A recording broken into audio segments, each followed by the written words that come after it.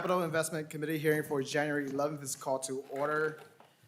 Representative Ryder, may I have a motion to approve the minutes for January 9th? I move approval of the minutes from January 9th.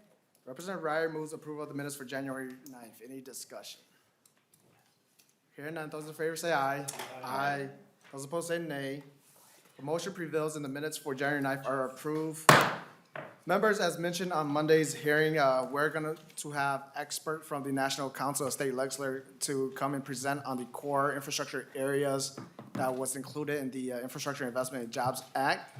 And as you may be aware, some of these items are not within our committee's jurisdiction, but I think it will be helpful for us as the Capital Investment Committee just to get some overview of these items, for example, cybersecurity and broadband infrastructure. So with that, first on the agenda is Susan Frederick. Please identify yourself for the record and proceed.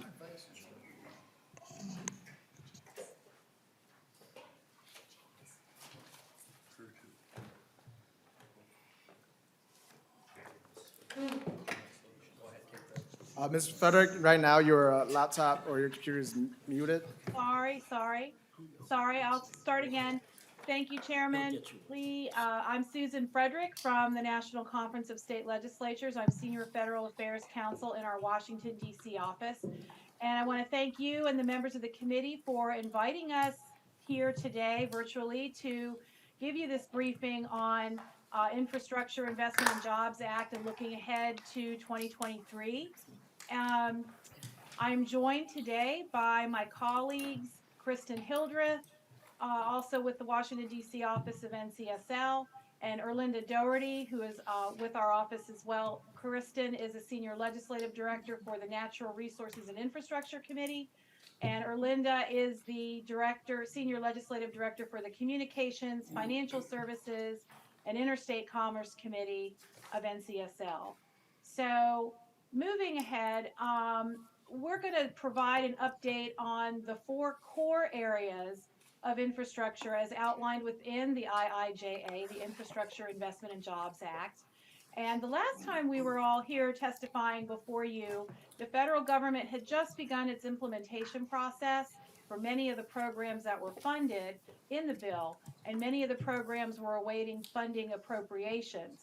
And as you'll see throughout the upcoming slides, states are hard at work completing the necessary tasks and appropriating the necessary matching dollars to ensure that they can access the federal funds as those funds roll out. And our next slide, you'll see kind of the breakdown. The IIJA was just a tremendously massive package, and it gave a total of $1.2 trillion of investment in the nation's infrastructure.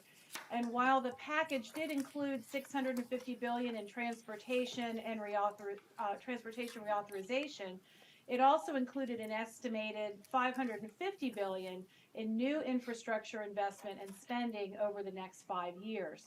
Funding from the IIJA is expansive in its reach, and it addresses energy and power, infrastructure, access to broadband, internet, water infrastructure, cybersecurity, and more. So in this next slide, most of the funding is flowing through existing programs, and this is a key factor to note, as existing programs mean the federal government is much more likely to get the funds to states more quickly, given the lack of a need to develop new programs and funding streams. And as we'll see when we talk about the cybersecurity grant, that was a new program, so that needed to develop its own process to get the money out to the states.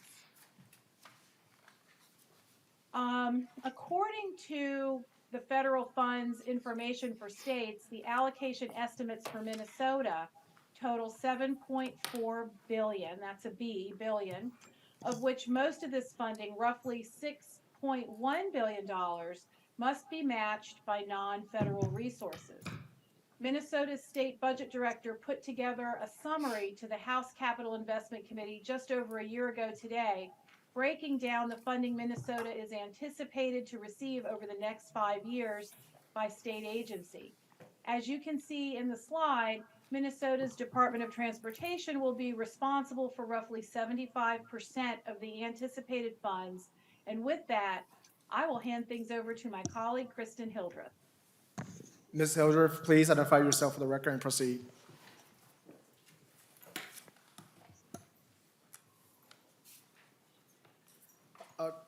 Director Hildreth, we are muted right now.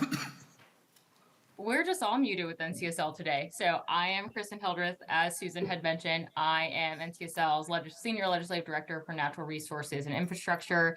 And Shirley, I'm really excited to be here with you all today and to share some of this great information that I know many of you heard on Monday, a little bit from your management and budget agency, but we want to go into a little bit more depth for you here, comparing where we were at a year ago today and where we're at currently, where the federal government is providing guidance or where there are open opportunities for states. So before I really delve into some of this transportation funding, I think it's really important to set a baseline for some of you and to provide a bit of background on any existing federal funding for surface transportation. And I apologize if this is a repeat for some folks in the room.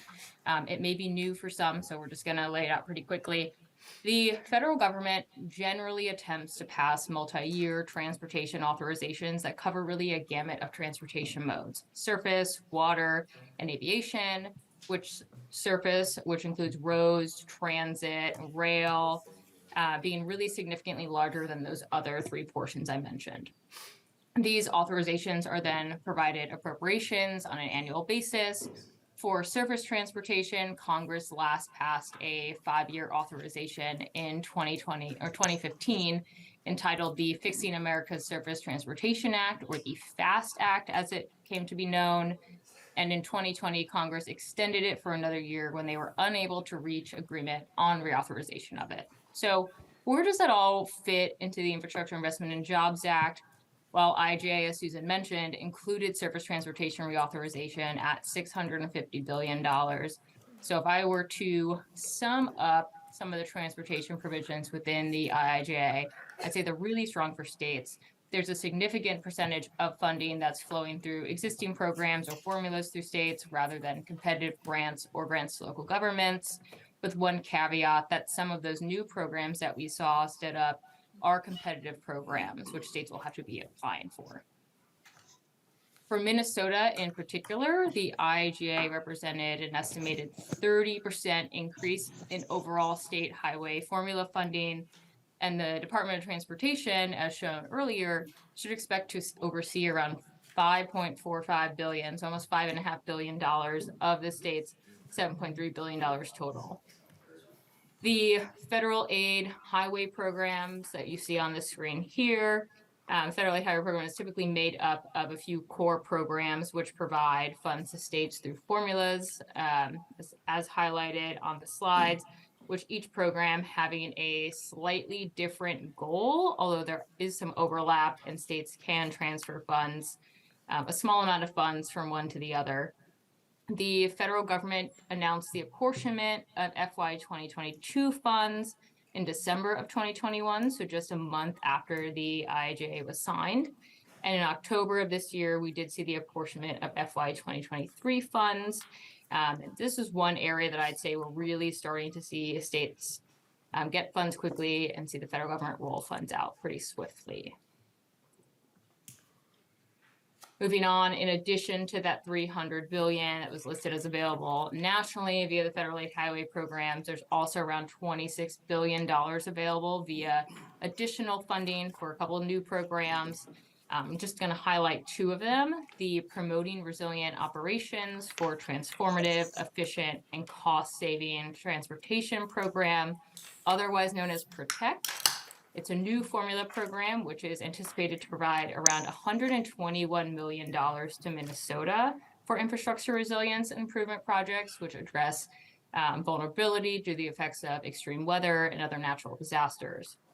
Highway transit and port projects are a couple eligible uses of these funds.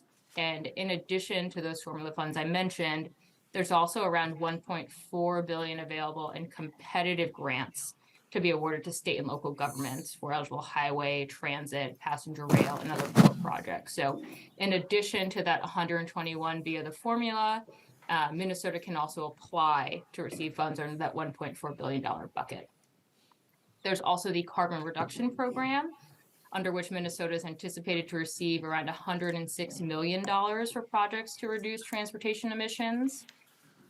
Of the total for the carbon reduction program, of that $6.4 billion total, 65% of it is going to be for grants to counties and other local governments on a per capita basis. Eligible projects for that include traffic management, public transportation, bicycle and pedestrian facilities, any congestion management technologies you may be considering, alternative fuel vehicle deployment projects, and that includes any charging infrastructure, which I'll link into another program I talk about a bit further on.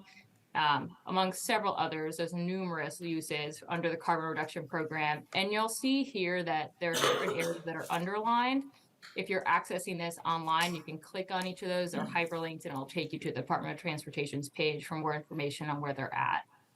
But as part of that carbon reduction program, the state must develop a carbon reduction strategy within 2 years and then update it every 4. So just a caveat of what's needed to receive some of those funds. So, Ms. Hildreth, I have a Minnesota- question for you before you proceed. Yes. So under the carbon reduction program, you mentioned that about 65% of the 160 million is coming to local units of government. Mm-hmm. Is there a way for us to figure out which local units of government in Minnesota is receiving this funds? Yep, I can reach out to DOT, Charlie, and get some more information on that, and maybe some more clarification on the CRP funding to counties and other local governments. Thank you. Chair course. Hansen has a question. Yep, Thank you, Mr. Representative Chair. Hanson? And good to hear your voice, Ms. Hildreth. The question I have is on the funds, is there a role for legislatures? So the carbon reduction program, if there's a plan developed, and it's, has to be developed over 2 years, is that solely an executive branch function, or is it does the legislative branch have a role in that? Ms. Hildreth. Of course, thank you so much for that question, Representative Hanson. So I think we'll delve into this a little bit towards the close of the presentation on next steps for legislatures. The legislature could choose to utilize some of their oversight responsibilities with the executive branch as they develop this carbon reduction program. So you can oversee the development of that plan. You could place certain priorities into that plan, branch agency. So I think you have a pretty wide list of activities you could take if you wanted legislative priorities within that new plan.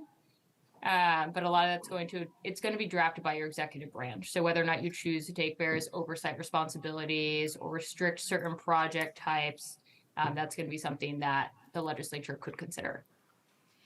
Thank you, Ms. Hildreth. Please proceed. Of course. So I want to move on to bridges pretty quickly.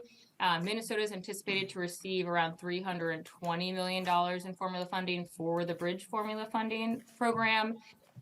It will be used to conduct bridge replacement, rehabilitation, preservation, protection, and other construction uses.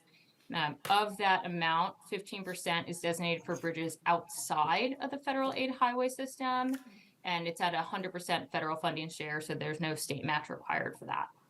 In addition to that dedicated formula funding for bridges, the IJ does also authorize $12.5 billion for competitive grants via the Bridge Investment Program, of which states are eligible to apply for. And then I do want to talk a little bit about the substantial amount of funding that we saw within the Infrastructure Investment and Jobs Act for both electric vehicle infrastructure as well as for the transition from traditional gasoline or diesel powered vehicles to those which are electric and or low emitting. So the NEVI program, or the National Electric Vehicle Charging Formula Program, and its discretionary grant program for charging and fueling infrastructure, funded at $5 and $2.5 billion respectively, provide a total of $7.5 billion, of which states are eligible for to procure and install electric vehicle chargers, with the goal of building a national electric network of these chargers, and to support charging communities where people live, work, shop, etc. That formula program does target electric vehicle charging along corridors and interstates, while the grant program will invest in charging and fueling. And that fueling will include hydrogen, propane, and natural gas infrastructure along corridors and in communities. The Department of Transportation, the U.S. Department of Transportation, and the U.S. Department of Energy did issue a joint guidance document after we met last time for this new program, and really lays out where these public chargers can be built, the state cost share, and any other FAQs that states may have, their State Department of Energy, or the Energy Department within states, or the Department of Commerce, as many states link their energy programs to. And it does lay out that the state cost share for this will be 20%. They also outline any potential role the private sector may share. As of September of this year, FHWA or DOT did approve electric vehicle infrastructure deployment plans, which are necessary to receive funding under this new program for all 50 states, DC, and Puerto Rico ahead of schedule. That's something we were really excited to see. And with that approval, all states now have access to the FY 2022 and FY 2023 NEVI formula program funding. And I believe Minnesota is estimated to receive around 68.2 million under this program.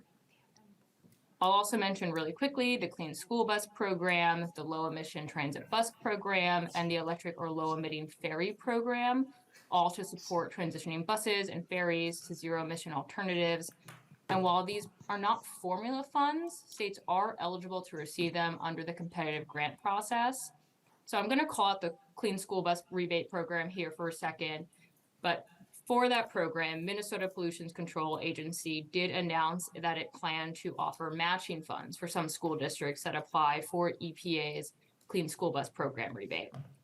MPCA indicated that its match program was established as a way to encourage as many Minnesota schools to apply for the federal funds as possible, as the funds were being distributed as a lottery process. In October of this year, EPA did announce the FY 2022 recipients of EPA's Clean School Bus Program rebate competition or lottery, and it awarded around $1.6 million for school districts in Minnesota. And I apologize if I mispronounce these, as I am not from Minnesota, but Nicollet, Canby, Ogilvie, and Red Lake school districts all received funding to purchase EV school buses. So a total of 5 clean school buses will go to the state. 80% of them are truly electric. To kind of put that into perspective, EPA received 2,000 applications for the first round of funding, totaling $4 billion. So that was 4 times the amount of available funding that they received applications for. EPA anticipates this program to continue to be pretty competitive across the board. So MPCA's offer of matching funds is something that's really going to make the state competitive and getting a good amount of your school districts to apply for this funding. Director Hildreth, I have 2 members with questions. First is Representative Carroll. Of course. Thank you, Chair. My question is, on the charging stations, is there a standard for the type of charging station, that is, whether it be a supercharger or a regular charger? Director Hildreth. Thank you, Charlie. I don't believe there is a set standard. I can go back into the charging station guidance and see if it specifies any particular models or any innovative technologies, and I can definitely get that answer to you. Representative Carroll. Thank you, Chair. So would you think there'd be an expectation that'd be a fast charger?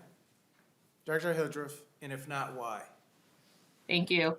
I'm going to be completely honest with you and say that I cannot answer that, but I will reach out to the Department of Transportation and check out the existing guidance that is currently out and see if there is anything outlining whether or not it is fast charging or a traditional charger, and keep you posted on their answer. Great, thank you.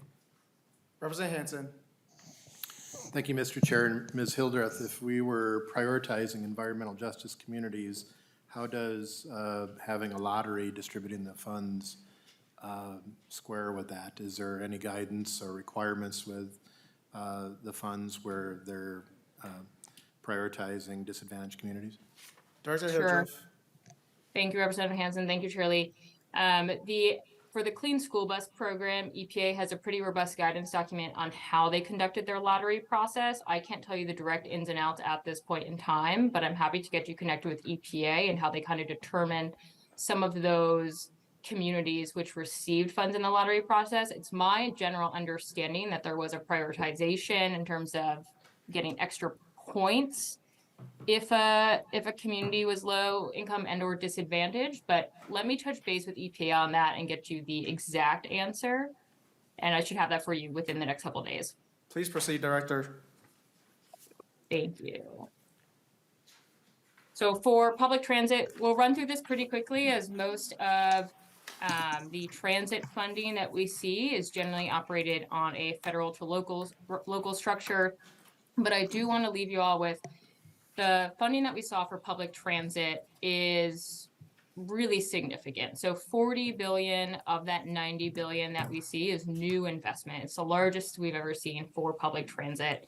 The IIJ itself authorizes funding from the Highway Trust Fund's Mass Transit account for existing transit formula apportionment programs, and that includes urbanized area formula grants, rural transit and intercity bus and bus facilities, enhanced mobility of seniors and individuals with disabilities, just to name a few.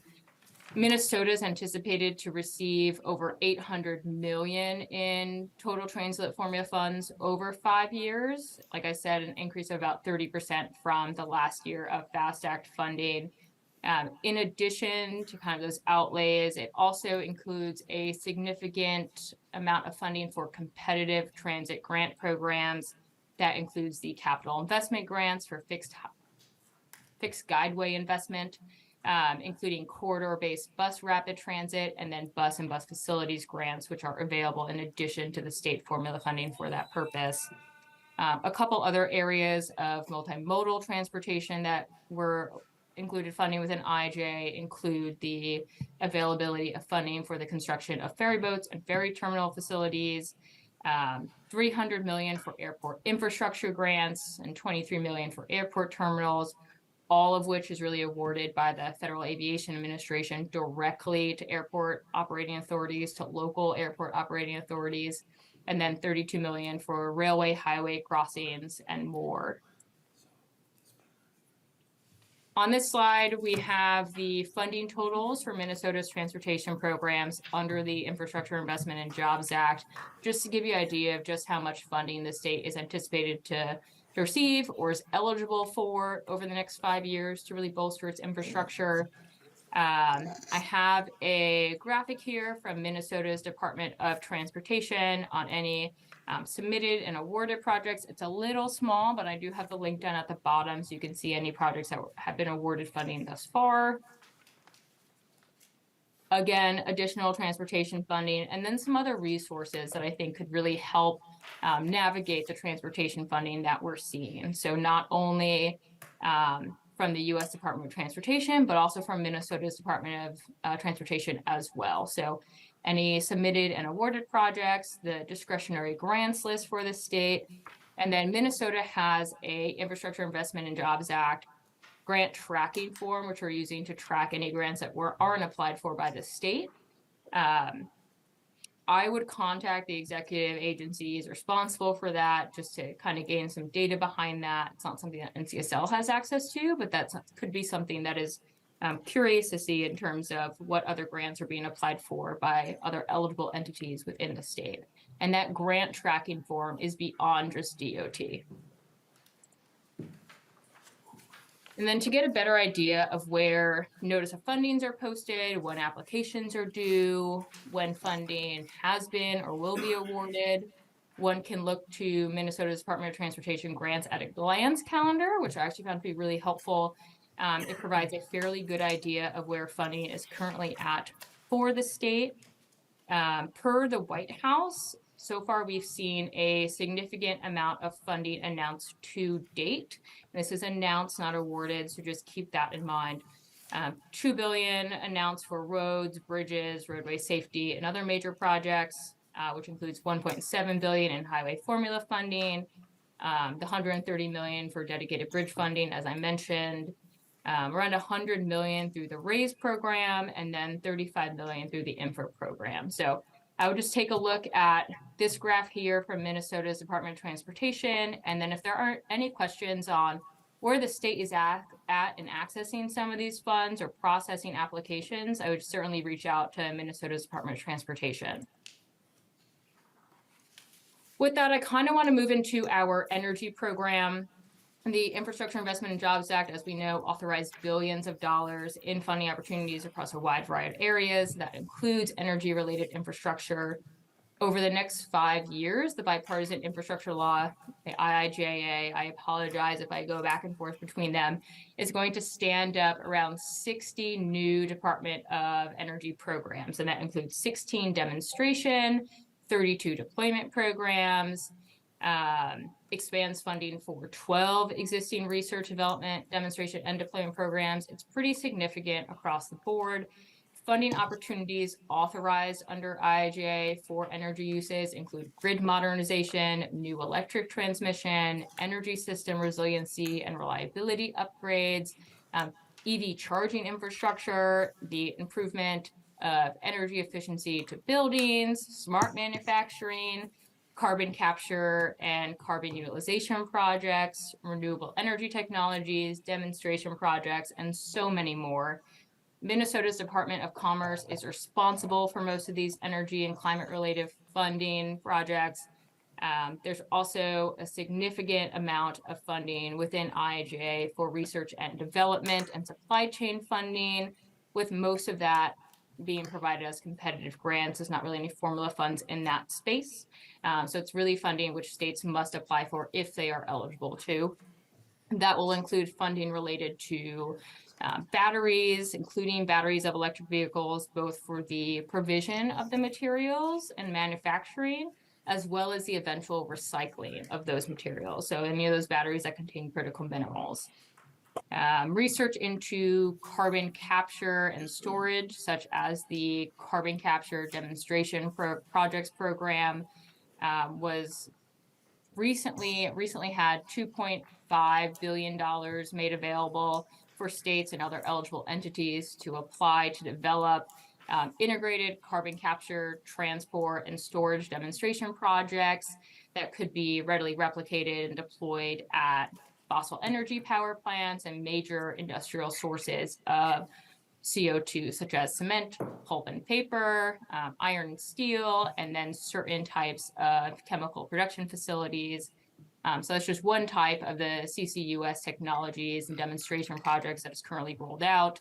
And then IIJA also included a significant amount of funding to support nuclear, including the preservation and operation of nuclear plants facing the prospect of early closure, demonstration of new advanced reactors, and then started to explore the ability of nuclear energy to produce hydrogen for other energy applications, was also included as a research and development project. So it's really broad. A lot of the funding is under research and development, but with that, I'm going to focus on a couple of the formula funds to states. So to quickly highlight, the Infrastructure Investment and Jobs Act includes billions of dollars to head up a new program, the Preventing Outages and Enhancing the Resilience of the Electric Grid Formula Program. For the purposes of this, we can call it grid resiliency. Of that $2.3 billion available nationally, Minnesota, I believe, is eligible to receive around $30 million from FY 2022 to FY 2026 for projects aimed at improving the resilience of the electric grid against disrupted events. So grid resilience activities could include utility pole upkeep and removal of trees and other vegetation that would affect grid performance, undergrounding of electrical equipment, relocating or reconducting power lines, improvements to make the grid resilient against extreme weather events, and more. Right now, the application is currently open for the program. Year 2 allocation amounts should be posted in January of this year. I haven't yet seen them. And then in March of 2023, the application will close. So there's still plenty of time for states to be applying for these funds. There's a 15% state match required for that formula program. So just to keep that in mind, that is something that the legislature may need to appropriate. Talking about the Weatherization Assistance Program next, there's around $3.5 billion available nationally for that program, of which Minnesota should be receiving around 76 million. I want to call that out because it should be receiving 76 million between FY 2022 and FY 2026. And that's in comparison to the total of 100 million that Minnesota received between 2010 and 2021. So 11 years versus 5. So it is a significant amount of funding. The program itself provides low-income residents with technical and other financial assistance to help reduce their energy bills by making their homes more energy efficient. In March, DOE did roll out a program notice to states to develop their weatherization assistance guarantee plan, and then issued allocations, and that program notice closed in July of 2022. The bill also provides a one-time 500. Yes. No, please proceed. Thank you. The bill also provides a one-time $500 million allotment for DOE's existing state energy program, which provides funding and technical assistance to states for a variety of purposes. So to enhance energy security, advance state-led energy initiatives, and maximize the benefits of decreasing energy waste. It really emphasizes the role of states as a decision maker and administrator for program activities within the state, allowing them to really select programs and different uses that are tailored to their unique resources, delivery capacity, and energy goals. The funds themselves are used to provide technical assistance to states, but may also provide funding to states via annual formula grants and competitive awards. Those funds are then used for a variety of uses, like I said, based off of individual state needs. They can be used for energy resilience, state facility retrofits, energy plan development, emergency energy planning, and more. Federal funds information for states anticipates around $8 million to Minnesota from the Infrastructure Investment and Jobs Act, roughly 2/3 of the total amount that Minnesota has received since 2010. And I just want to call out a couple of the projects that Minnesota has used this funding on in the past, including Minnesota's 2025 Energy Action Plan, centered on consensus-driven, near-term strategies to add value to Minnesota's energy landscape, which was a coordinated effort between Minnesota's Department of Commerce and the Legislative Energy Commission and a couple others as well. Energy funding to Minnesota can be seen on the slide above. I just want to note, I talked about this earlier, but there are a significant number of new energy-related programs for which many are competitive grants and which states are able to compete for. So just keep that in mind as we start to see a lot of these grant applications roll out. If there is something that you want your Department of Commerce to focus on applying for, now is the time to start to conduct meetings with them and maybe conduct even some oversight hearings on asking them, what exactly are they looking to take advantage of within the Infrastructure Investment and Jobs Act, and maybe how does some of that complement the work that y'all are doing within the legislature. And then one funding area that's not listed to the left, it's on my left, it might be on your right, but which states are eligible for is the program upgrading our electric grid and ensuring reliability and resiliency. It's $5 billion over 5 years. It's a new competitive program which is going to provide federal financial assistance for states, tribes, local governments to demonstrate innovative approaches to transmission, storage, distribution, infrastructure to harden resilience and reliability of the grid. With that, I want to hand things over to my colleague, Erlinda Doherty, to go into the broadband provisions of the bill. Thank you, Director Hildreth. Director Doherty, please introduce yourself for the record and proceed. Yes, thank you so much. Good afternoon or good morning. My name is Erlinda Doherty. I'm the Senior Legislative Director here at NCSL in our Washington, D.C. office, handling communications, financial services, and interstate commerce in my committee. And I'm going to apologize in advance. I have a cold that I'm getting over, so if I start coughing or anything, just that's my problem. Sorry about that. Thank you again for inviting us here to speak today and to testify on the intersection here between the federal funding and our states. And as you all have noticed, with funding of this magnitude, a whole of government approach, a true across the board federal state partnership is necessary to make this happen. So anyway, as you can see here, the Bipartisan Infrastructure Act slated a major or had a major priority for their program being to fund an expansion of high-speed internet access. It provides $65 billion for this purpose. And these grant programs aim to make high-speed internet affordable for all. And these funds include planning, infrastructure, and adoption efforts to promote digital equity and inclusion. And you can see here from this information that was provided from the Internet for All website at the executive branch that it's basically broken up into two sort of overarching topics. We have the broadband access and deployment program, or as we like to call the BEAD program, and Digital Equity Act programs. The first is to, as you can see here, build high-speed internet infrastructure where it's needed to support job training, provide the equipment needed, and driving partnerships to get everybody online. And then second, the DEA programs are there to promote digital inclusion and advance equity for all communities to ensure that all communities have affordable access and can actually use the internet to improve their lives. Now, how do these programs work? Well, and how is the federal government administering the programs? Well, of course, you all had a meeting earlier this week of the House Capital Investment Committee, which we've mentioned earlier, that touched upon a portion of these funds. And obviously, as I mentioned, this requires a true state-federal partnership. And 4 federal agencies right now are leading this historic effort of unprecedented funding, and those are the National Telecommunications and Information Administration, the Federal Communications Commission, the Department of Treasury, and the U.S. Department of Agriculture.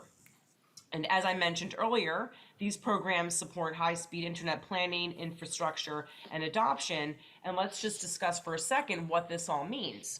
So planning, in the rubric of this program, includes data collection, mapping, and feasibility studies to help internet expansion projects. Infrastructure refers to actual physical needed infrastructure for high-speed internet deployment. Adoption, these are activities that ensure users can access and meaningfully use high-speed internet, and these include things like subsidies, equipment, public access, digital literacy, skills training, workforce development, telehealth, and remote learning. And the goal of these programs, again, is to achieve digital equity through improved access and intentional, inclusive planning. Because as we know, everyone in our country should have access to reliable and affordable high-speed internet. Now, the NTIA is administering the bulk of this program, $48 billion to be exact, through the BEAD program. And the digital equity program, which is $2.75 billion, and the $2 billion tribal connectivity technical amendments program, and finally the $1 billion enabling the middle mile broadband infrastructure program. So again, these are all programs that are of interest to you and are all being administered by the NTIA. Now, the funding pool in the DEA is also, the Digital Equity Act program is also important, and the $2.75 billion here contains $60 million in funding for states to develop digital equity plans, $1.44 billion in formula funding to implement plans and promote digital inclusion, and $1.25 billion in competitive funding to implement digital equity and inclusion activities. Also critical is the Middle Mile Grant Program, which provides $1 billion to invest in the construction, improvement, or acquisition of middle mile infrastructure, which is essentially the midsection of the infrastructure that carries large amounts of data, high speeds over long distances, and connects the backbone of the internet infrastructure to the, quote, last mile or end users. Next slide, please.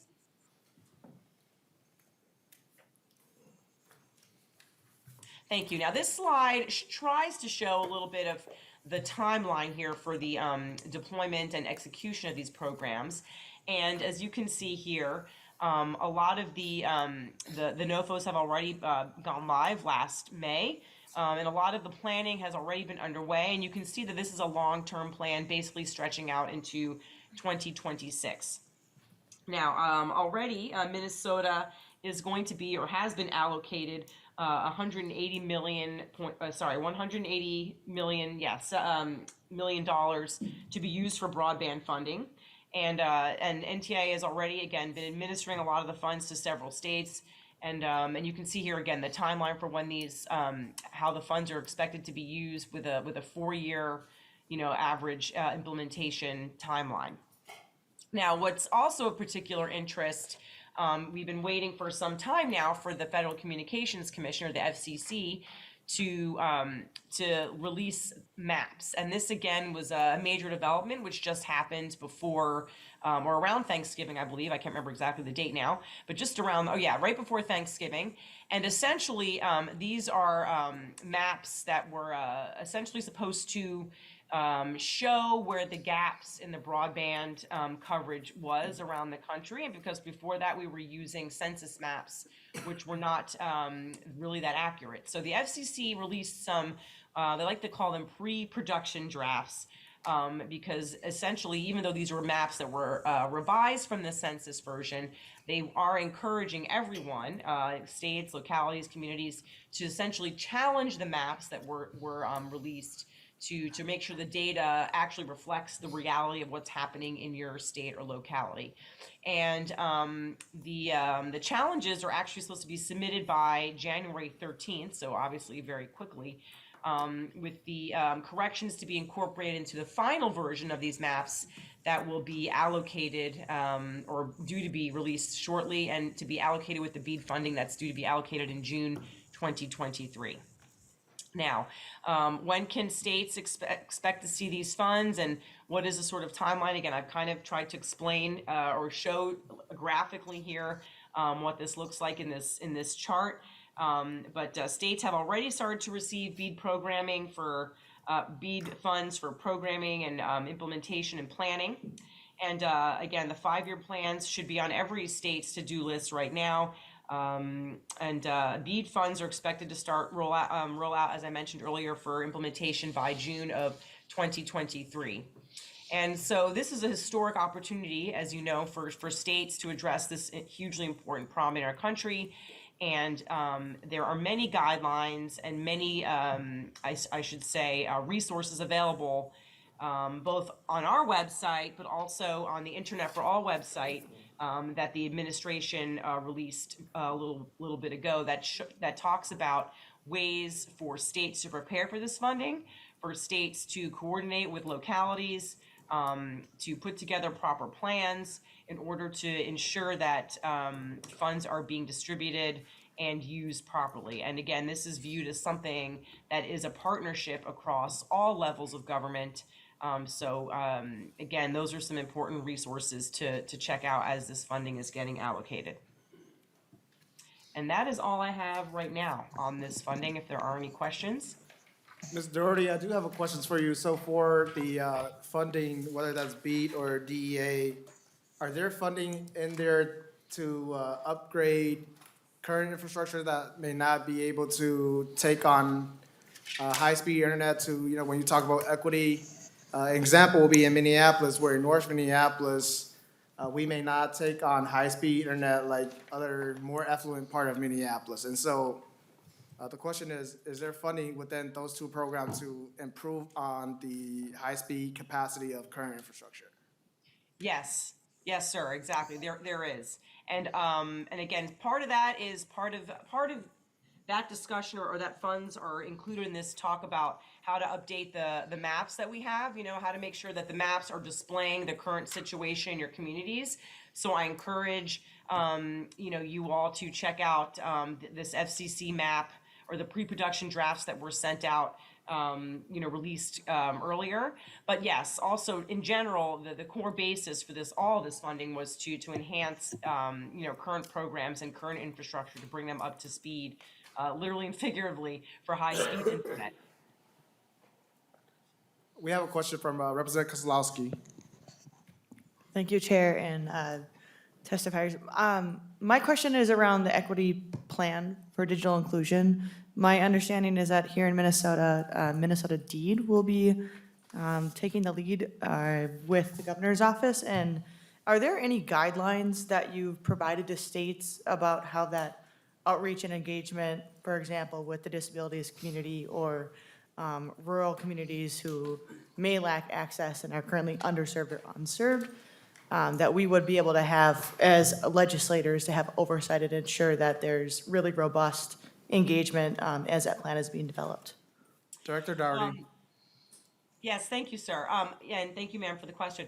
There are, the NTIA has done a really good job of trying to provide lessons learned and templates for how states can work with various interest groups and stakeholders within their communities to work together to make sure that the funding is distributed in accordance with the spirit of the goal here. So again, I would encourage you to check out what the NTIA has put out already. We had many meetings with the NTIA and the FCC to talk about resources and communication and tools that can be shared with states and localities to make sure that that is available to everyone to make sure, for that purpose. So I would encourage you to check out those resources, as I know that they have gone the extra mile to make sure that those were available. Please proceed, no more questions. Thank you. I'm going to move on to our water section at this point in time. Most of this is going to be a pretty quick overview just to account for time, but all the information will be available here on the slides. So of the $55 billion that was provided for water and wastewater infrastructure, we saw $11.7 billion nationally for EPA's Drinking Water State Revolving Fund, and the same amount for its Clean Water State Revolving Fund, both key state-federal partnerships. $15 billion provided for lead service line replacement, and $10 billion to address PFAS, per and fluoroalkyl substances, and other emerging contaminants. So our Drinking Water State Revolving Fund helps state water systems and states achieve public health protection objectives under the Safe Drinking Water Act, and provides assistance to improve water treatment and repair old pipes, just to name a couple of the allowable uses, while the Clean Water State Revolving Fund provides assistance for projects such as the creation of municipal wastewater facilities and controlling non-point sources of pollution, just to name a few. There are also a number of uses under the Clean Water State Revolving Fund that can be used for climate resiliency efforts and green infrastructure, of which EPA has a document on. For both the Clean Water and the State Drinking Revolving Funds, state allocations are going to increase in amount for FY 2022 to FY 24, and then they're going to plateau for the last 2 years. 49% of those funds must be administered as grants or other principal forgiveness loans. And then for the purposes of the influx of this funding, and I just want to stress this really quick, that state match is going to be reduced to 10% from the traditional 20% for FY 2023 to 2022 and 2023, and then increase back to 20%, unless Congress passes legislation stipulating otherwise. But based on the current makeup of Congress right now and the general direction, I don't envision that happening. So just keep in mind, it's 10% for 2022 and 2023 funding, and then will increase back to 20% for 2024 to 2026, which is something that the legislature may need to appropriate. Director Hildreth, I have a question from Representative Hanson. Thank you, Mr. Chair. And Ms. Hildreth, I want to go to the green infrastructure under the traditional clean water revolving funds. So if the state of Minnesota wanted to use that money for planting trees as green infrastructure, is that allowed? Director It Hildreth. would. Thank you, Representative Hanson. Thank you, Chair Lee. The planting of trees, I'm going to have to look into EPA's green infrastructure requirements and see just exactly what some of their allowable uses are, but I can do that for you. If it is a planting of trees, I believe it would have to be part of a larger plan as part of that green infrastructure project. And potentially even plan specific. I know there is some use of native plants as storm barriers, et cetera. So let me do a little bit more of a deep dive into what you're looking for. And I can let you know if that planting would actually apply in this sense. Representative Hanson. Thank you, Mr. Chair, and Ms. Hildreth, we've had in the past programs for wellhead protection areas with native planting or tree planting. So I think there's Department of Health programs, but the question, I guess, if it is applicable, where is the decision made? Would the legislature need to provide the guidance, or does the executive branch have complete control over the decision? Director Hildreth. Thank you for that question. It's going to really depend on if the legislature wants to identify certain project priorities for the executive branch to undertake or consider. And I'm going to use Virginia as an example because their legislature has actually outlined in statute what sort of project types they would allow their SRF funds to be used for. And green infrastructure is one that they added, I want to say within the last 10 years to their SRF project eligibilities under their Clean Water State Revolving Fund. And I'm happy to share some information on what Virginia has done. I believe a couple other states that are in the Chesapeake Bay region have taken similar action in requiring or restricting certain project uses, but it really depends on what your legislature is looking to do. If you don't have anything that would right now restrict your executive branch agency from using these SRF funds for green infrastructure, then that's going to be a priority that your executive branch agency would have to undertake. But I'm happy to get you more information on what exactly the legislature could do if they so choose. Representative Hanson. Thank you, Mr. Chair. That would be very helpful, as well as if you could provide the Virginia template. Representative Lilly. Thank you, Mr. Chair and Director.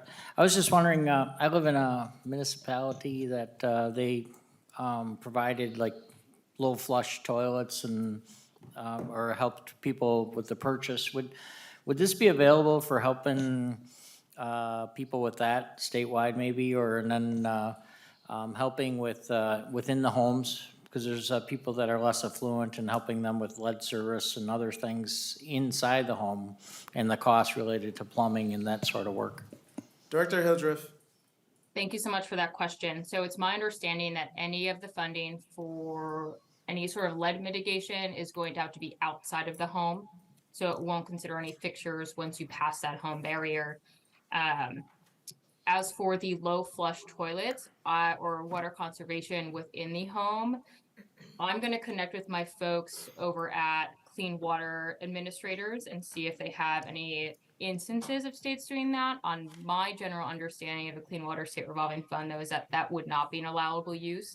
But let me just make sure I'm correct before I tell you that, and I'll get an answer from our Clean Water folks by the end of the week. Representative Lilly. Thank you, Director, and thank you, Mr. Chair. Please proceed. Thank you for that. Just moving on, this goes into the traditional drinking water SRF. Like I said, it's a financial assistance program to help states and water systems achieve those health protection objectives. Minnesota, I just want to put this info on here for you all. It's administered jointly by your Public Facilities Authority and your Department of Health. Some past uses that you all have employed include treatment, transmission, and distribution, consolidation, storage development, and new system creation. Similarly, for the Clean Water State Revolving Fund, it's administered jointly by your Public Facilities Authority and your Pollution Control Agency, with a couple of past uses, including the construction of municipal wastewater facilities, controlling non-point sources of pollution, and green infrastructure, which we just touched on. On those, in addition to those traditional SRF activities, I mentioned the $15 billion for lead service line replacement and any associated activities. That's going to be administered through the Drinking Water State Revolving Fund. So this is an area that we're seeing funds roll out to states really quickly, based on how quickly the states can get EPA their intended use plans. But for that $15 billion, 100% of that is actually for lead service line replacement. And it is specifically for lead service line replacement activities of projects and associated activities connected to the identification, planning, design, and replacement of lead service lines. So corrosion control treatments are not eligible for funding via this new pot. States aren't required to provide any cost share, and then 49% of that funding must also be provided as grants and completely forgivable loans. Some of you may have heard me say this before, but state and local fiscal recovery funds can also be used for lead service line replacement. I just want to add that in as maybe you start to communicate with the PFA about the use of the funds, but those state and local fiscal recovery funds can also be used for lead service line replacement projects if recipients replace the full line of the service line and not just a partial portion of the line. If anyone's interested in that, I can get you connected with our drinking water folks. Director Hildreth, we have a question from Representative Erdahl. Of course. Thank you, Mr. Chairman. And you have an item here, Minnesota-specific, the Public Facilities Authority. Under this, how much funding could the PFA expect? Director Sure. Hildreth. Thank you so much for that question. And I'm going to jump ahead to show you.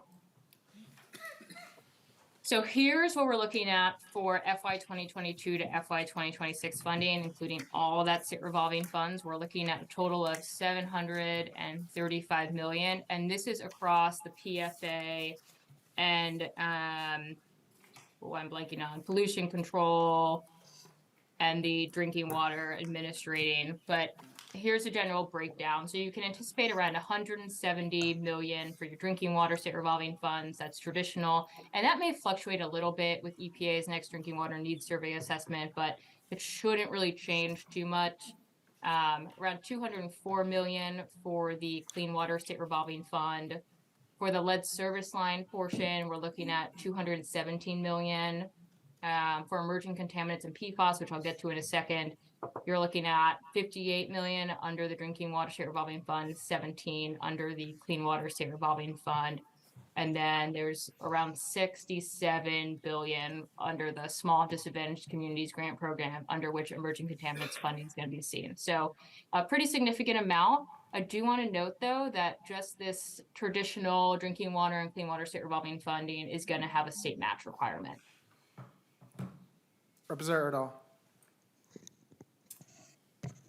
Okay, thank you, Mr. Chairman, and maybe I'll just jump ahead here while I've got the floor. What is there are a lot of numbers being bandied about here. And maybe you've covered it through this, but what is the total amount that Minnesota is going to get under these combined categories? Do you have that figure? Director Hildreth. Thank you so much. For just the water funding or for total Minnesota? Total. All right, I'm going to jump back before I give you the wrong numbers, so just bear with me here for one moment.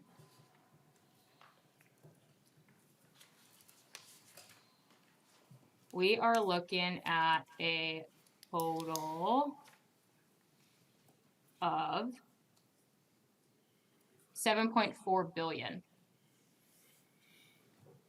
for Minnesota. Excuse me. Representative Erdahl.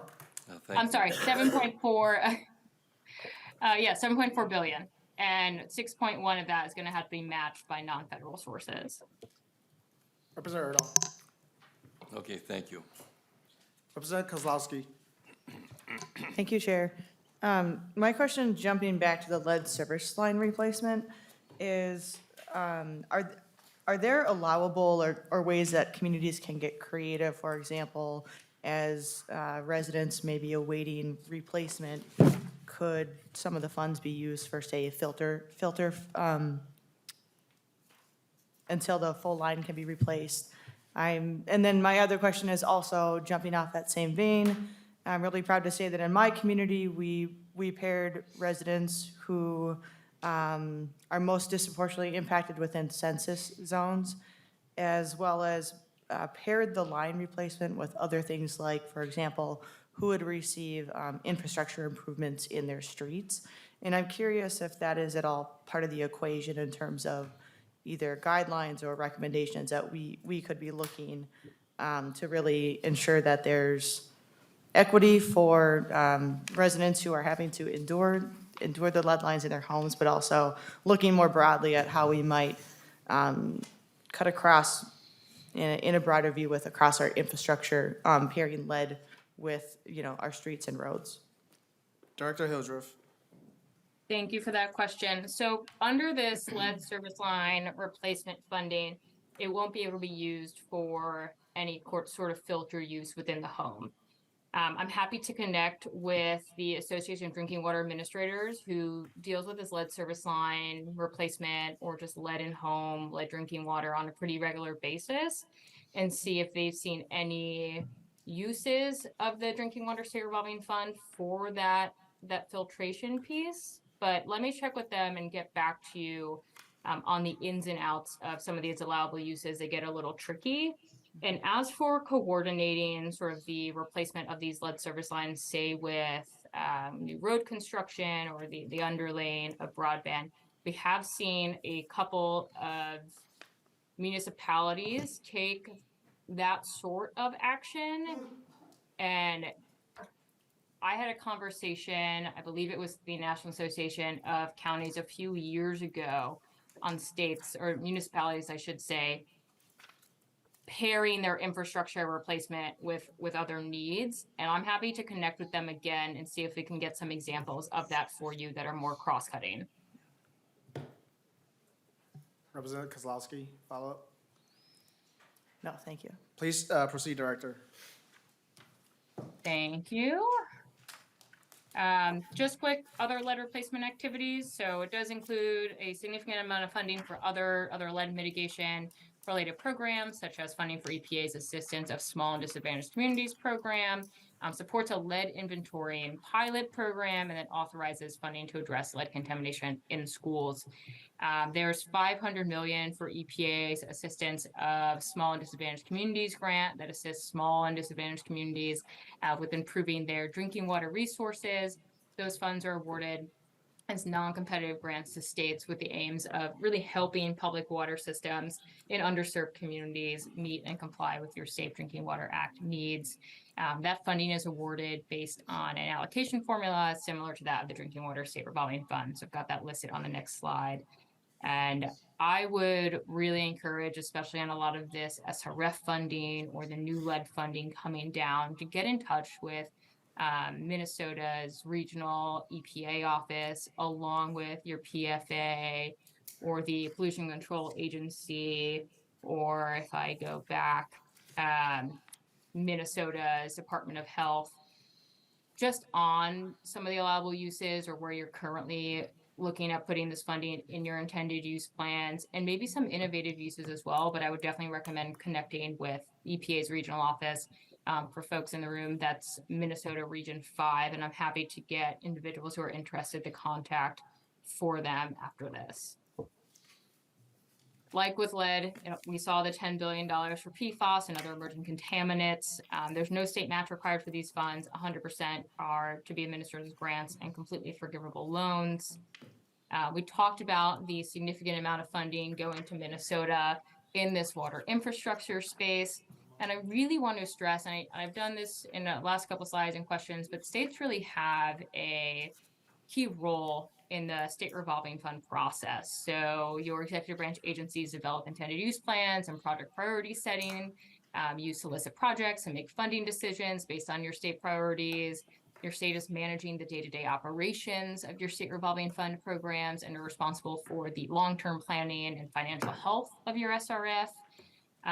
Your legislature, if you so choose, can conduct an oversight hearings of your executive branch in terms of how they're prioritizing projects, what sort of intended use plans they plan on submitting, oversight of the financial health of the funds, or even going so far as a couple other states have, where really accessing some of that legislative authority to maybe restrict or identify specific project areas that you want the funding to go to. So you have really a wide swath that you can take in accessing and kind of directing some of these funds. I do want to note that you can't earmark the funds but you can prioritize them, if that makes sense. On this slide, I also show the anticipated totals to Minnesota, but broken down by year and by program. Just keep in mind here that the calculations are provided by federal funds information for states. They're not official calculations. They are estimates based on existing formulas. They are generally in line with what EPA has at the moment for 2022. But that drinking water formula, like I said, might shift a little bit. I don't think it's going to shift much for Minnesota, but just to keep that in mind. The last time we were here, EPA really had just begun developing guidance for states with instructions on how to apply for these supplemental funds, with the anticipation of that arriving by the end of February, with March 22 as the first influx of funding coming to states. Well, some of that held true, some of it didn't. Last March, EPA released their bipartisan infrastructure law state revolving fund implementation memo, and in the spring and summer of 2022, states began the development of their intended use plans for the SRF funding and began submitting applications to EPA for the FY 2022 capitalization grants. Relatedly, in June of this past year, EPA opened the application for states to apply for funding to address PFAS and other emerging contaminants in their small and disadvantaged communities. States had until August to submit a letter of intent to participate in that program to receive an allotment. Starting this past fall, states began to receive some of the SRF funding to kick off drinking water and clean water improvements. And related to that, due to the disadvantaged communities requirement within IIJA, according to EPA, at least 22 states have reviewed and or revised their state's definitions of disadvantaged communities and altered their affordability criteria under the Drinking Water State Revolving Fund and Clean Water State Revolving Fund to increase the flow of investment to those specific communities. If folks in the room are interested in hearing more about that, I'm happy to get you connected with EPA's Office of Water. They have worked with states across the board, and they've looked to update that definition. Director Hildreth, we have a question for you from Representative Hanson. Thank you, Mr. Chair. Was Minnesota one of those states that updated their definition? Director Hildreth. Thank you, Representative Hanson. Based on my research prior to this, they were not listed, but does not mean that they did not reach out to EPA to look to do so. Please proceed. Thank you. On December 16th of 2022, so just a few weeks ago, about a month ago now, Minnesota approved its 2023 intended use plans for both the Clean Water State Revolving Fund and the Drinking Water State Revolving Fund. The emerging contaminant and PFAS funding, part of it was included within the intended use plan for the CWSRF. And for the lead service line, or for the Drinking Water State Revolving Fund, that included some of the lead service line funding and the emerging contaminant funding under that bucket as well. The IUPs identified projects and activities that the PFA intends to fund from both of those two buckets of money in state fiscal year 2023, including the use of the federal funds from the first year of IIJA. So let me go back one time.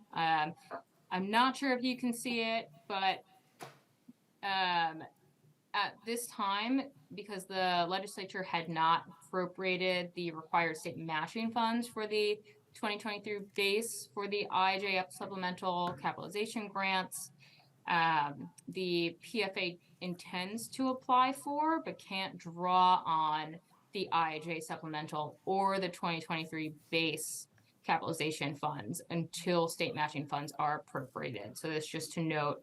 So at this time, and Minnesota included it in the letter that they released, the 2023 CWSRF and Drinking Water State Revolving Fund can only include carryover projects in the fundable range due to a lack of that state matching fund. So just to keep that in mind on projects that can be completed at this point in time. Director Hildreth, we have another question from Representative Hanson. Thank you, Mr. Chair and Ms. Hildreth. So when the state, if the state provides matching funds, they could put criteria different criteria in contingent on the matching funds. Would that be correct? Director Hildreth, That's my understanding, correct? please proceed. So on this slide, I have some of the other water provisions in the package that impact Minnesota. I'm not going to run through them just in an effort to save time because I know we're hitting it. But we see a significant amount for Great Lake restoration, combined sewage overflows, underground injection control grants for Class 5 wells, Western Water, and more. And then the bill does include a $21 billion investment to clean up Superfund and brownfield sites, reclaim abandoned mine land, cap orphaned oil and gas wells. EPA and DOI are well underway in getting a lot of this funding to states. I just want to really focus on maybe Superfund and brownfields really quickly. But the Superfund program is going to fund around $3.5 billion to invest in cleanups and continue with remedial actions for Superfund sites. The section here does waive state cost share requirements. When we were last here, EPA had just announced its first $1 billion use of that funding to target projects on the federal Superfund priority list, of which Minnesota has had 24 sites listed dating back to 1983 and as early as 2022 with the Southeast Hennepin area groundwater and vapor Superfund. So that's really your only active project right now on the NPL. In Minnesota, the Pollution Control Agency does determine sites to place on the state list per the Minnesota Environmental Response and Liability Act, and then refers any necessary sites to EPA for the federal Superfund priority list. The first wave of bipartisan infrastructure law, or IIJA funding, allowed EPA to approve the initiation of work at all 49 Superfund sites with backlog remedial construction projects. In 24 states and territories, and then also obligated funding to start new construction projects at 44 of the 49 NPL sites that were identified in December. For brownfields as well, there's around $1.5 billion to be distributed over 5 years for state and tribal assistance grants, allowing states to assess, clean up, reuse contaminated properties, which would be determined by the Minnesota Pollution Control Agency. And most of that funding is going to be provided by competitive grants, while the remainder is allocated as categorical grants, of which all state cost share requirements are waived again. The MPCA has around $2 million that they were allocated between FY 2022 and 2026 available to fund brownfield environmental assessment work in areas of concern for environmental justice. And I think with that, not yet. I'm going to cover disaster mitigation and resiliency preventions really quick before handing things over to my colleague, Susan Frederick. But IJ was, as we talked, huge across the board in a number of areas, but also had a significant amount of funding for disaster mitigation and resiliency. And it's not just a one-time influx of funding. The funding for the majority of programs listed is going to be split over 5 years, with states having various lengths of time to fully utilize the funding in the best possible way to fit the unique needs of their communities. As no two disasters are the same, no two mitigation measures are the same either. And so a lot of responsibility and deference goes to states in accessing and determining projects for which these funds will be used. FEMA's Flood Mitigation Assistance Program saw its funding tripled, with $3.5 billion provided in competitive grants allocated across FY 2022 to FY 2026. And that program provides funds to state and local governments for projects that reduce or eliminate the risk of repetitive flood damage to buildings insured by the National Flood Insurance Program via buyouts, elevation, other activities. In order to receive assistance for these funds, states, local, and tribal governments are required to develop and adopt hazard mitigation plans. The FY 2022 funding application does close at the end of this month. And if there are any questions on this, I would check in with the Minnesota Department of Public Safety and with your state hazard mitigation officer in particular on any updates. Similarly, FEMA's Building Resilient Infrastructure and Communities program replaced FEMA's pre-disaster program in FY 2020. It was funded at $1 billion over 5 years with $200 million each year. It provides funding to states and local governments to strengthen the resilience of critical infrastructure, and that includes transportation, energy, water supply, and communications.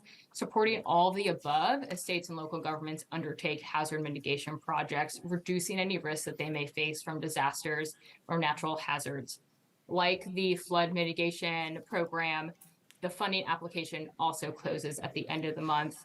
And then the Storm or Safeguarding Tomorrow through Ongoing Risk Mitigation Act provides state and local governments with the ability to create resilience revolving loan funds for infrastructure projects that would protect against catastrophic events. So includes wildfires, earthquakes, flooding, and more.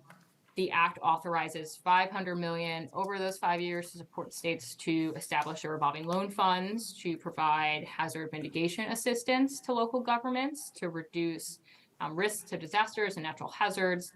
And they may finance water, wastewater, infrastructure, disaster recovery, community, and other business development projects. In other hazard mitigation assistance programs, states and federally recognized tribes are typically pass-through entities to which route sub-applicant requests to FEMA for review. But through this Storm revolving loan program, FEMA empowers states to make financial decisions and award loans directly, so that revolving loan fund will help local governments carry out hazard mitigation projects that reduce disaster risks across the board and help them build resilience. It is modeled off of the drinking water revolving loan funds that I just talked a little bit about earlier. If you're interested in hearing more about Storm, I'm happy to talk with you offline, answer any questions, and or direct you on over to FEMA. It's a new program. They're just heading it up. There's a lot of action going on in that space at this point in time. But with that, I'm going to hand things over to my colleague, Susan Frederick, to talk cybersecurity. Director Hildreth, before you move on, I know one priority of many of the members on the committee that wasn't covered was ports. Can you talk a little bit about the port funding that's available through IIJA?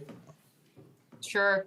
So IJ had a significant amount of funding for ports. Some of that fell under the ferry buckets. Some of it fell under, I believe, some of the Army Corps funds got some port funding included. I'm happy to pull more information of that and send it to Jenny to share with the committee so it's more accurate and list out if any Minnesota in particular is eligible for. Thank you. Please proceed. Thank you, Mr. Chair. Before we move on to cyber, I just want to add on to the disaster piece. So one of the priorities of NCSL before the end of the year was getting some of this, some of our unanswered requests dealt with in the omnibus bill. And one of the pieces that was included in that package was an ARPA flexibility bill that, among other things, allows states and localities to use some of their ARPA money toward disaster mitigation and recovery. So I wanted to make sure that you knew that it allows a greater amount of flexibility to use existing funds that you've already received through ARPA toward that particular use. So I wanted to flag that for you before we move on. And now I will go ahead and talk about cybersecurity and the new state and local cybersecurity grant program, which is the first of its kind and is a dedicated cyber grant program for states and localities. Just as a quick review, there's $1 billion appropriated over the next 4 years, and DHS, Department of Homeland Security, is the subject matter expert, while FEMA will provide grant administration and oversight for this program, which means the cybersecurity agency within DHS will approve your state's final state cyber plan and any individual projects referenced in that plan for that grant application. So as I mentioned, $1 billion over 4 years. There is a state matching requirement and a submission of a state cyber plan that is required.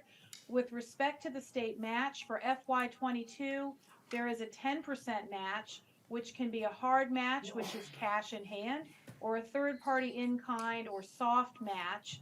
The states must agree to make available non-federal funds to carry out the award in an amount not less than 10% of the total project cost. So the federal share will not exceed 90% of the total budget as submitted in the application and approved in the award. The applicant in this instance is going to be your state administering agency. That is the only entity that can apply for the grant. Minnesota did apply, and I'll go into that in just a moment. Localities will receive subawards through the state. Under this program, as mentioned in other programs under the IIJA, federal funds cannot be matched with other federal funds. So you have to come up with your 10% match separate and apart from any federal money you may have received. You cannot use federal money for the federal match. And as you can see on the slide, there are some prohibited uses expressly stated. You may not use the funding to pay off a ransomware attack. You can't use the money out for the obvious non-cyber purpose. Has to be cybersecurity related. And you may not supplant state, local, or territorial funds to do this. So go ahead to the next slide. And here we see the total grant award for FY22 across all the states and territories is $183.5 million, and that amount is based on population. The notice of funding opportunity for this fiscal year went out in September. Minnesota did apply, as I mentioned, and received $3.6 million for FY 2022. The Department of Homeland Security does not make public the application and what was requested in the projects and the state cybersecurity plan. So you would definitely need to contact your Minnesota Department of Public Safety, Division of Homeland Security and Emergency Management for state-specific requests that were made to the department. And I did get the name of a person over there, Michelle Tuberville, who is the contact for DHS in your state. So Minnesota's share is about $3.6 million for FY 2022.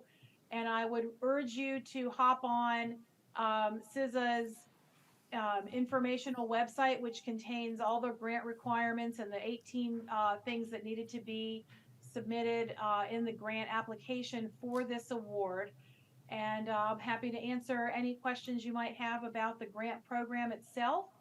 NCSL has a very good relationship with CISA. We work with them to make sure that we get as much information out to you all in the states as we can. And I'm going to go ahead and move on to our few remaining wrap-up slides here. And, you know, I think the next thing we need to talk about a little bit is the next steps for state legislatures with respect to this humongous bill. Some bullet points and some guidelines for you all. Review the federal guidance for new and existing programs. It's important that you know what you're getting into and what your requirements are for any federal dollars that you receive. Develop legislative priorities for the state agencies to carry out and consider agency hearings and associated oversight. So look at what you want to prioritize, which grants you want to specifically apply for, you know, what is important to your state with respect to this funding. Consider legislative approval for funds or executive branch agency actions. So determine whether to provide matching or additional tax credits, for example. Reach out to your congressional delegation, particularly regarding any earmarks you might feel are there or appropriate or not. And use NCSL staff, which I know you guys do, and we thank you very much for that, for these opportunities, to connect with federal officials and intergovernmental offices. Here at NCSL in our Washington, D.C. office, we work regularly with the agencies, with the federal agencies in pretty much every subject matter area you can think of. And we are very happy to connect you directly with subject matter experts in the federal agencies who can answer your specific questions about your state allocations. So next steps, the funds allocated to Minnesota could go toward whichever investments you deem most necessary. Electric transportation infrastructure, electric transit, weatherization, energy efficiency, power and grid. So make the, you know, be thoughtful about those considerations. We're happy to help guide you if you need it. Collaboration is key. You can move to the next slide, Kristen. facilitate a holistic approach which optimizes the engagement of those who use Minnesota's infrastructure, coordinate and align strategies for infrastructure management. Is the infrastructure effective and efficiently maintained or controlled or operated? And invest. So we recommend and advocate for adequate funding for the infrastructure to fully access the federal funding available to the state. And of course, prioritization is key here, and all of that. I know we're getting tight on time, really tight, so I'm gonna try to race through the rest of this. Obviously, we are happy to answer any questions that you might have. Here's a list of some resources that we urge you to use. And, feel free to email any of us, any of the three of us. And if we're not the right person to answer your question, we will, provide you with contact information for someone else at NCSL who is. So with that, I would like to thank the committee and the chair. And if there's any residual questions, I think we have just a few minutes left. Happy to try to answer as many of those as we can. Thank you. Thank you, Ms. Frederick, for the presentation, and to your other colleagues who are testifying in front of our committee. Seeing no questions from our members, just want to say thank you again for sharing what you know about the information from the Bipartisan Infrastructure Act, and also, your continued support of us here in the state of Minnesota. Members, our next meeting is on Wednesday, January 18th, and on the agenda is the University of Minnesota and Minnesota State for bonding updates and the capital expenditure reports. Please note that we will not meet on Monday, January 16th, as that's Martin Luther King Jr. holiday. This meeting is adjourned.